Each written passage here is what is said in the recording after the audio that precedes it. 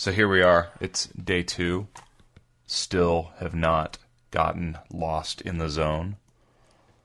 I have my Twilight Zone pinball machine. It is here. It is right behind me. I'm looking at it. It's beautiful. Sadly, I must report that the initials under Grand Champion are not mine right now.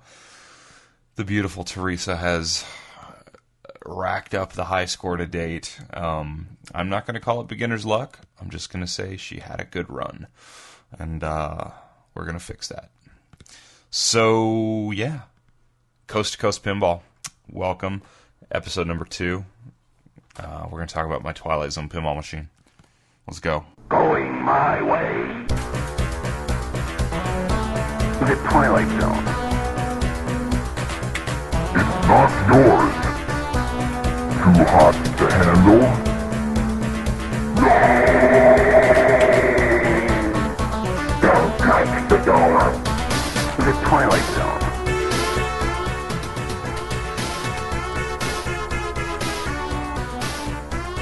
Welcome to episode number 2 of Coast to Coast Pinball. My name is Nate Shivers. I'm glad that you're here.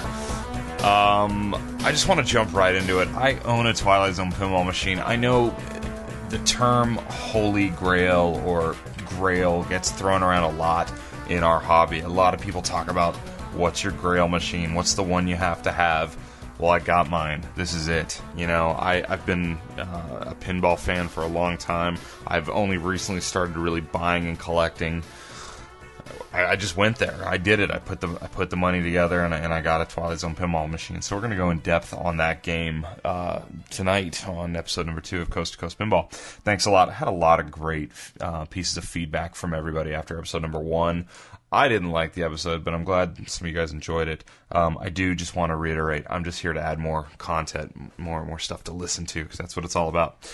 So let me give you the brief rundown of the good, the bad, and the ugly with my Twilight Zone pinball machine. I had been tracking this machine for quite a while. A gentleman in Southern California had it for sale. I had seen the machine a while back when I bought another game. I bought a Party Zone from him, and at the time, I asked him, what was up with that. He threw a price out there that was real high, and I just kind of forgot about it. And then I kept seeing it pop up on eBay. He was trying to sell it at, top dollar, and like I was talking about in the first episode, I think prices have come down a little bit. So he and I were emailing, and we sort of struck a deal, and I was pretty excited. So Saturday morning, bright and early, I had rented a small SUV the night before. I even had that panic moment of, oh my gosh, I hope this machine will fit in this rented small SUV. I rented a Ford Escape locally because I drive a sedan and can't fit a pinball machine in it. 7:30 in the morning, I hopped up out of bed, hit the road, drove up north, about an hour and a half to where the guy was. Pulled up, garage door was open, I could see it sitting there. It looked beautiful. And he came out, and we talked about it. Plugged in the machine, turned it on, played a game, and right off the bat, I was kind of confused because everything felt wrong, and then I realized that the ground the machine was sitting on in the garage was not level. It was really tilted to the left, so the ball just kept, falling to the left, which I thought was pretty funny in my head because I just talked about that in episode 1, being on site somewhere where some games weren't level. Well, this was, ridiculous. This was actually the garage wasn't level, and he even said that. He said, yeah, sorry about that, yada, yada.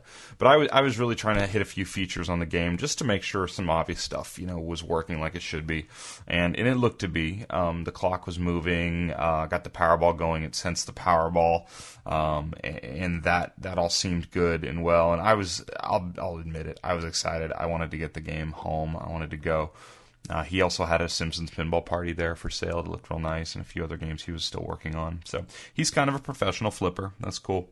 So he helped me load the game. He had this really cool motorcycle jack that just lifted the game right up, right down his driveway and right into the back of my SUV. It was just comically simple. Made me very jealous. Drove back home the whole time thinking, is there any way I could figure out to get this machine out of this SUV and up into my place all by myself? Because I had some friends coming over later who were going to help me out, but I was, obviously being impatient in my head, and I came to the conclusion that would be a bad idea and that I ought not to try to do that. But anyway, so I'm taking cheesy pictures of myself with the game behind me, and I even stopped somewhere and took a picture of it hanging out the back with the door open just to show off on my to some of my friends, and sent some pictures to Teresa, so I knew she was excited. for me to bring the game home. So got home, waited, was patient, cleared my spot in my office where it was going to go, and I kind of gave a sad look to the party zone, which I think party zone and Captain Bizarre over here knows he's not going to be getting a whole lot of play right now.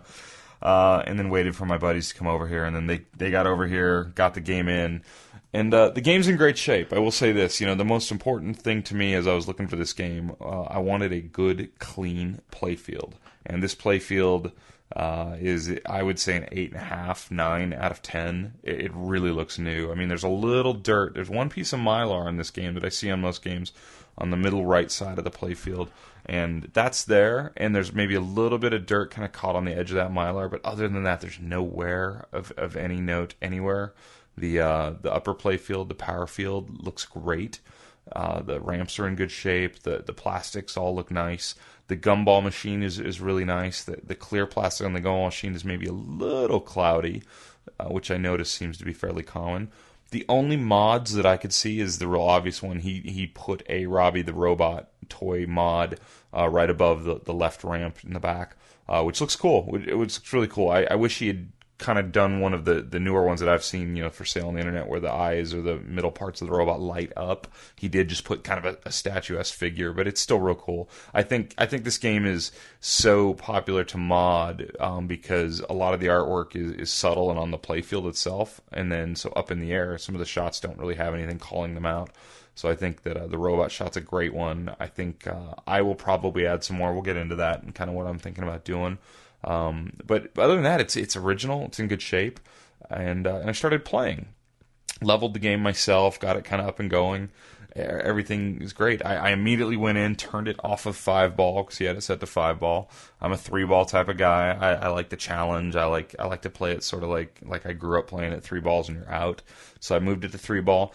I will admit to you, though, I did dig down into the menus, and this game is kind of famous. A lot of people's like, yeah, there's no ball save. It's real hard. I mean, if you lose your ball right out of the slot machine, ejection at the start of the game, you're done. Well, there is a feature in this game where you can turn on what they call free ride. Only on your first of 3 balls, you can set 6 to 15 seconds of free ride time. So I did go in there and turn on 6 seconds of free ride on ball 1. More for my friends than anything else. I don't think I commonly lose the ball that quickly in this game. But I did see my friends losing the ball real fast, so that free ride on the first ball is a little safety zone for them, just to keep them into it, because this game's complex. It's hard. I think some of the rules are not obvious. They throw a lot of terms at you with this game. So, but anyway, so I started playing the game, and I gave Teresa the first game. Somebody said somewhere you got to give the wife or girlfriend the first game for good luck. So I go by that myself. Teresa played her game and then got out of my way. And I started playing, and immediately, my heart almost sank a little bit because I realized how out of whack the left flipper seemed. I had thought maybe I noticed it at his garage, at the seller's garage, but with the game being so unlevel, it was hard to really see or kind of tell what was going on. And I was excited and probably not taking my time like I should, buying a game I had not played before.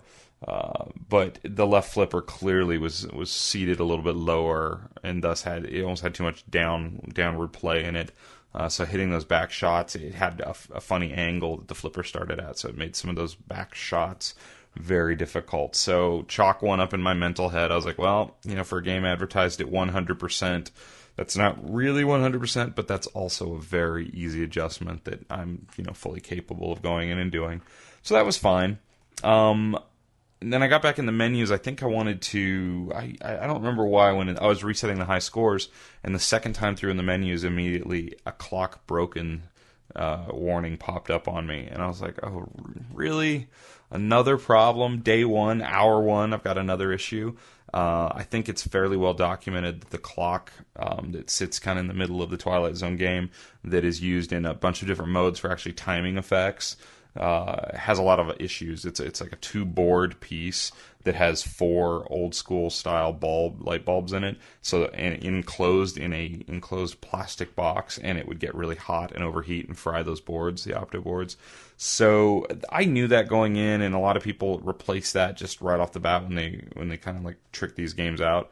So I saw the clock was broken. It was working, and it still is working some of the time, but I noticed it doesn't count down all the modes like it should. So chalk 2 up to my quote-unquote 100% game. Pulled the glass off and was like just dusting and looking around. Noticed there was actually a screw on the back of the clock that holds it upright missing from the game. So it was kind of like third strike. And now I'm sort of getting that little tinge of like, I won't say disappointment, but, you know, maybe almost a little anger that, you know, this game had been up on eBay at one time for as high as I think $6,600. And there were these little things starting to add up that weren't quite 100%.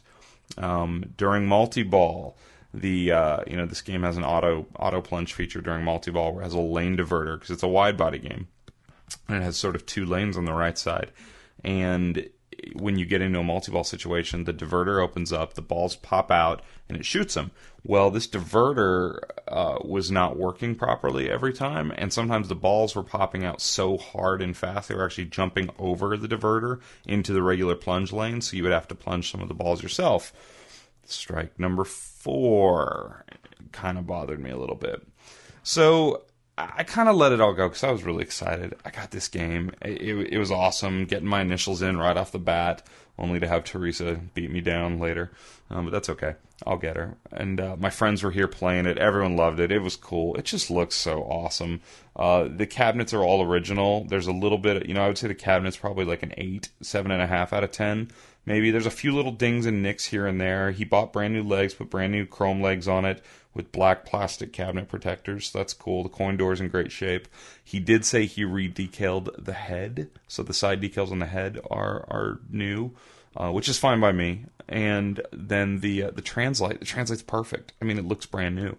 It's absolutely stunning and beautiful. So, do have some issues. Game's definitely not 100%. I'm enjoying it. I'm looking at it. It's beautiful. Playing a bunch of games. Learning some things about it. I mean, I've been playing the Twilight Zone pinball machines on location over the past, this game's been out 20 years now. I've been playing it literally on and off for 20 years. There was just obvious things I didn't really even know. Didn't really understand how the skill shot worked until I sat here and looked at it and thought, oh, okay, there's a skill shot. Most people, I think, just plunge the ball and it kind of goes down into like a subway system and then pops out the slot machine.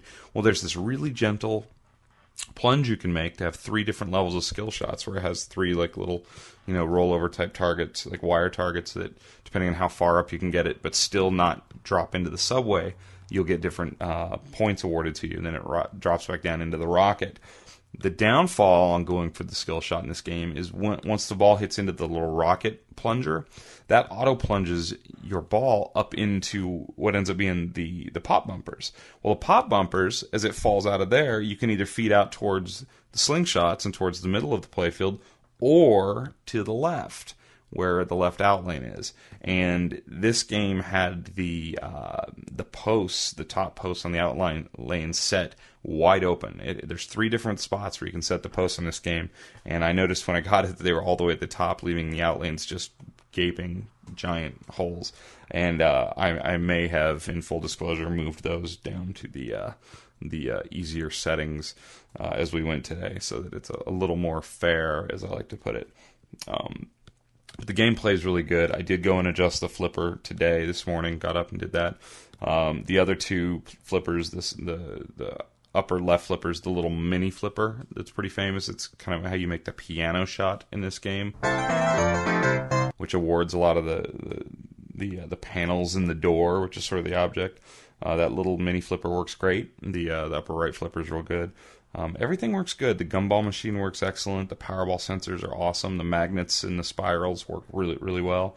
I'm very pleased. It plays pretty quick. I've definitely played Twilight Zones that are quicker. I have it. It came with all the original manuals, which I, of course, sat and read, like cover to cover, everything I could about the manuals, and got it set exactly at the 6.5 degree pitch level that they recommend. So it's good. So I was sort of at a crossroads today with my game because I'm really enjoying it. I'm loving it. But I did pay, I paid top dollar, and I won't dig too, I don't want to disclose what I paid because this is a guy who does business here, and I did get a deal pretty far off of what he was originally asking. But I did have to email him. I did kind of decide, do I email him and point out that these things are a problem, or do I just let it go? And I decided to email him. So I shot the guy an email this afternoon and just said, hey, a little disappointed. Game, was pitched to me at 100%. You'd had it up at a premium. Here's what I found, and I listed the same issues that I've gone over here. And he replied back a little bit later, answer, and I did, bullet points, and he replied to each one.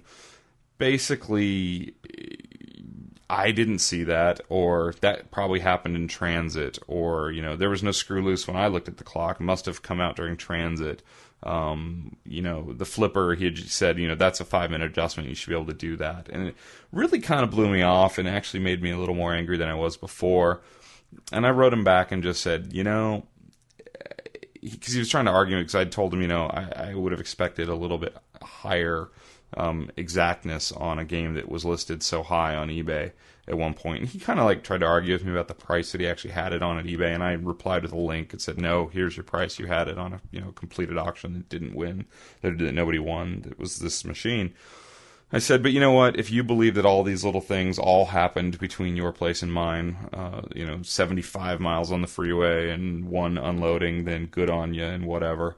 So I just let it go. I wasn't really, looking to get money back from him or anything like that. I just kind of wanted him to know, because he's fixing up a lot of machines and selling high-dollar A-list machines. And I thought I'd throw it out there. Maybe I could have been a little more aggressive and said, you think you owe me, $100 for the time I'm going to have to put back in this quote-unquote 100% machine. But I'm not that guy, I guess. I'm a little laid back. This is a hobby. This is fun. And I'm pretty excited to have the game. So, I don't know. I'd love to hear what you guys think. Should I have been more aggressive with that? Were these problems... could these problems all have happened in one transit? I don't think so. I tend to not think so. I was pretty gentle with it. We had blankets around it. I drove pretty conservatively, but who knows? One or two things I would have never sent an email, but once we got up to the 4, possibly 5 little issues, I did, fire off an email. So, talking about this game being out 20 years blows my mind. It came out in April of 1993. It's Pat Lawler design. Pat Lawler had done the Addams Family game, which, is kind of gone down in history, one of the most successful games of all time. So Bally Williams sort of said, have at it with Twilight Zone. Let him do kind of whatever he wanted.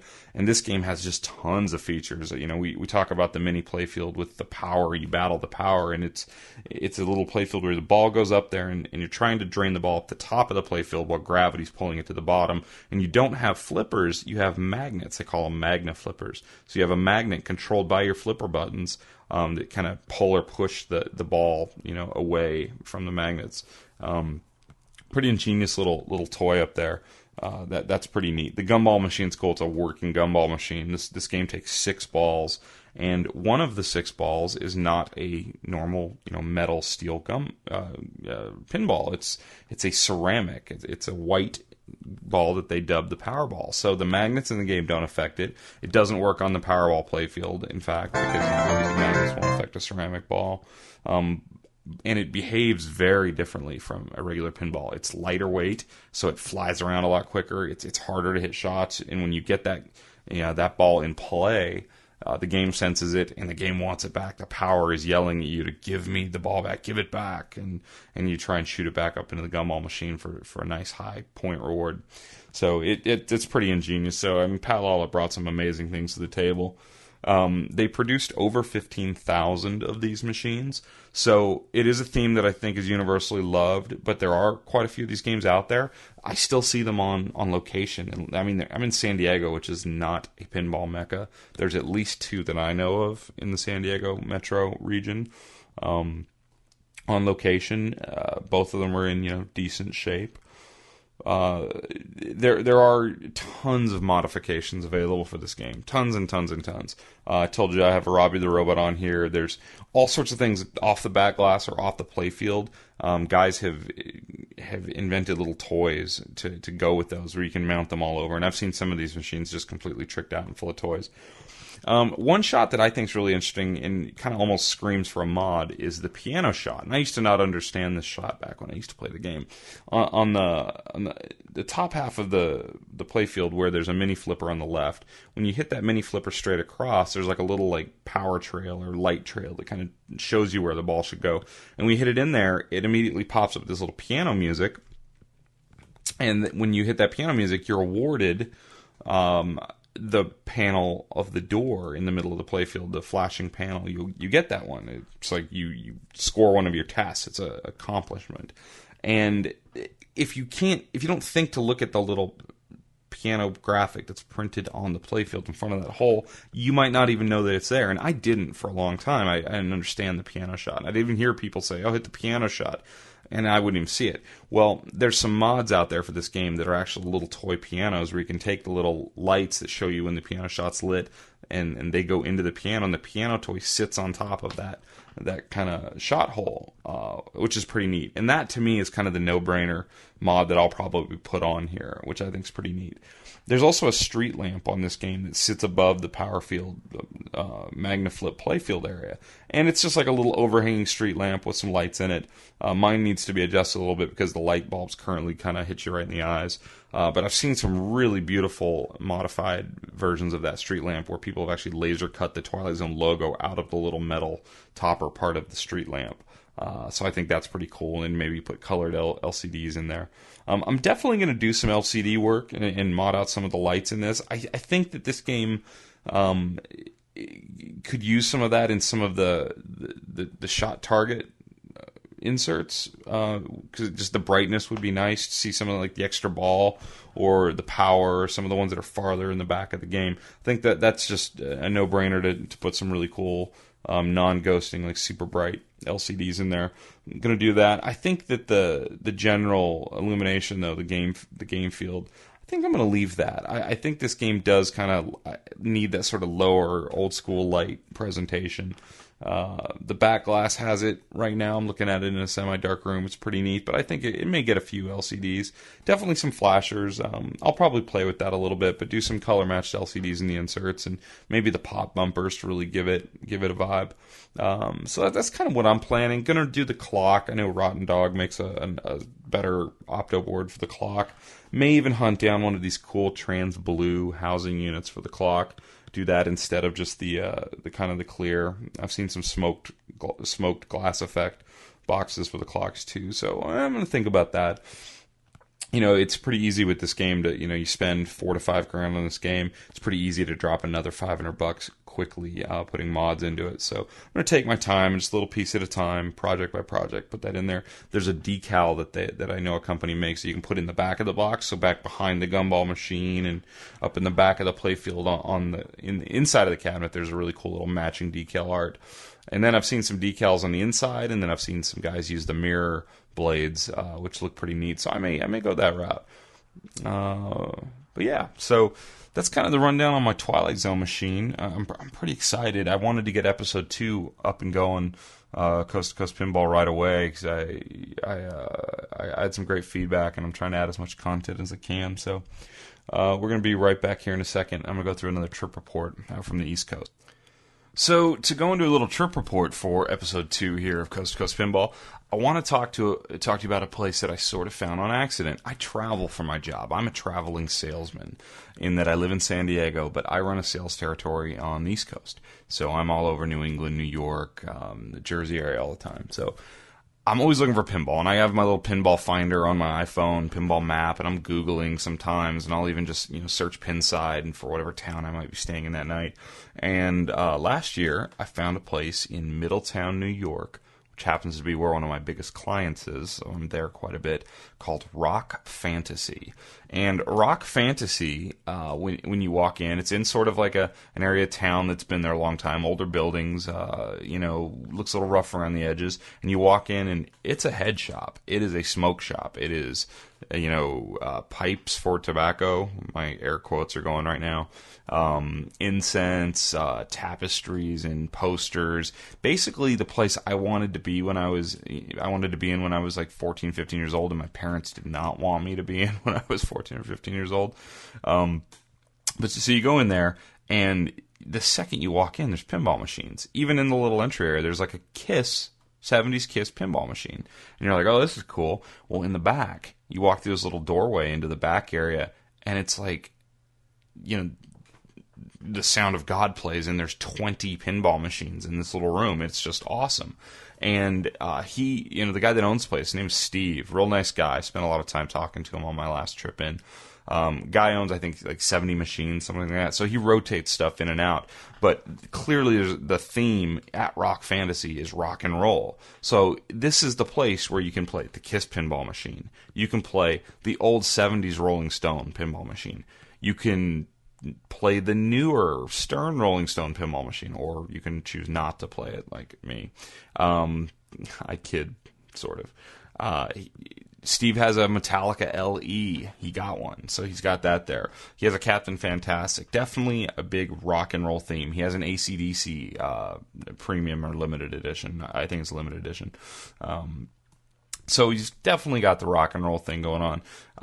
In addition to that, he sort of has like all the new Stern games. He currently has an Avengers, he has a Spider-Man, he has an X-Men, Transformers, and then the AC/DC and the Metallica. So he's on the top of all these new Stern machines, and his games are in really good shape. And everything runs on quarters, and he's got everything set to the newer games are 3 plays for $2. Some of the older games, like he has a great Star Trek: The Next Generation there. I think it's 3 plays for $1. So great value. He's got some older games that are in really nice shape. He has a Countdown, a Close Encounters of the Third Kind, which is really fun. Really great artwork. Steve obviously has great taste. They're playing metal in there. It's definitely a metal shop. He had a Sabbath album on my last trip in. He was playing while I was playing his WWF Royal Rumble and falling in love with it that he had just gotten. He had an NBA Fast Break in his place last trip, which I'd never played one before. Played that a little bit. But I spent a lot of time really on Creature from the Black Lagoon, because I had never played one in such good shape, because oftentimes even at the Pinball Museum, or excuse me, the Pinball Hall of Fame in Las Vegas, 2 trips that I've been up there, Creature of the Black Lagoon was out of order. So his was in just perfect shape, played smooth, flippers were great, and played it for quite a while and really enjoyed that. And that was sort of one of my wish list games. And the more I played Creature, though, the more I sort of saw that there weren't that many shots going on, and it sort of has a busy style, and a lot of people complain about Creature from the Black Lagoon as being hard to see things, and I kind of agree. You really can't see a lot of what's going on. The art package and the sounds are so cool. It sort of draws you in no matter what. But for me, I hope Steve leaves the Creature machine there in Middletown in public where I can play it every time I'm out there, because I think that'll sort of satisfy my need for the Creature from the Black Lagoon. So I played that a lot, really enjoyed that. Also spent quite a bit of time on the Avengers, which I talked about in episode 1.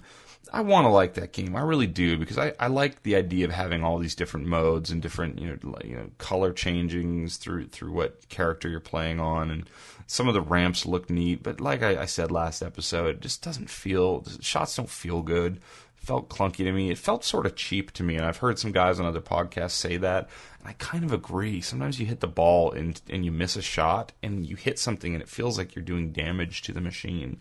So that bummed me out. But man, he has his games all turned up really loud, and it was kind of funny because he saw me, and I'm kind of clean cut, and I'm at work, coming straight from work, and I roll into this like metal rock and roll shop, and he kind of looks at me like, "Oh, what you doing? Oh, you here to play some pinball?" And I'm like, "Yeah, I can play some pinball." So I start playing the Avengers, and it's so loud, it's blaringly loud.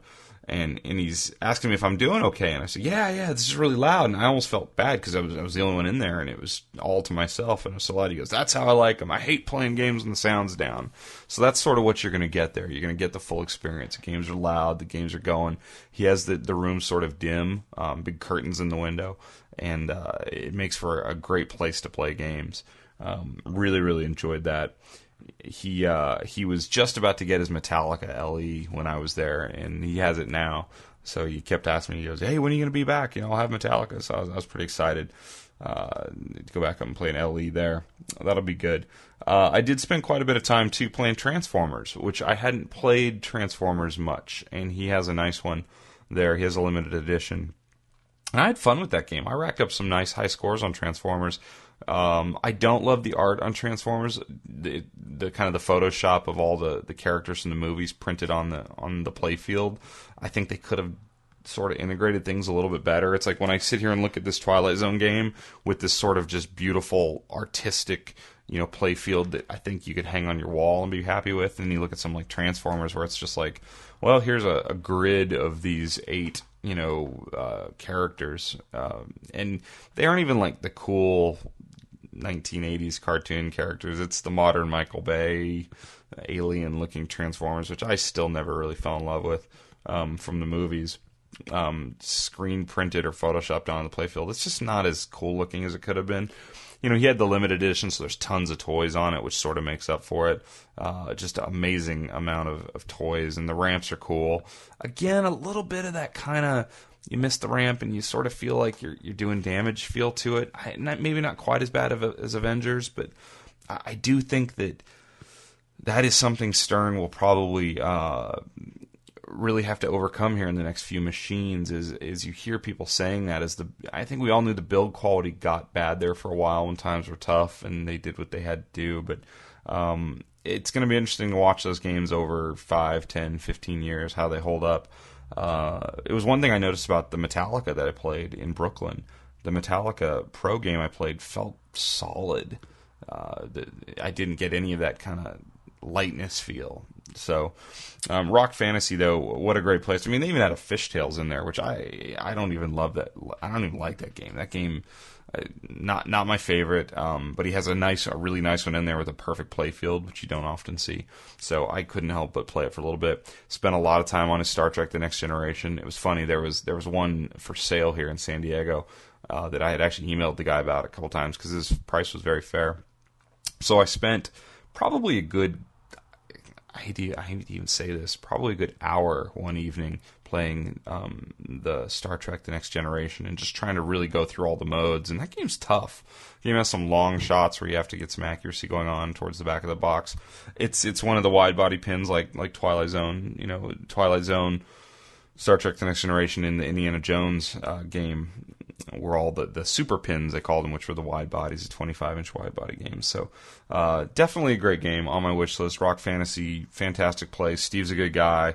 Knows a lot about pinball, seems really active. I know it's in Orange County, New York. That's where Middletown is, and the Orange County Choppers, the motorcycle TV show, was filmed right in there. And I know they have a pinball club there, the Orange County Pinball Club, which meets there and plays, has tournaments and whatnot. So there's sort of an active, fun pinball community in Middletown, New York, which is good to see. And if you're into rock and roll, heavy metal, or if you're just into pinball, Rock Fantasy is just an absolute gem out there. So please go, support Steve in his shop there. Throw some quarters in the machines and play some pinball out in the wild. It's definitely one of the cooler places I found. Let us jump right into some forum static this episode.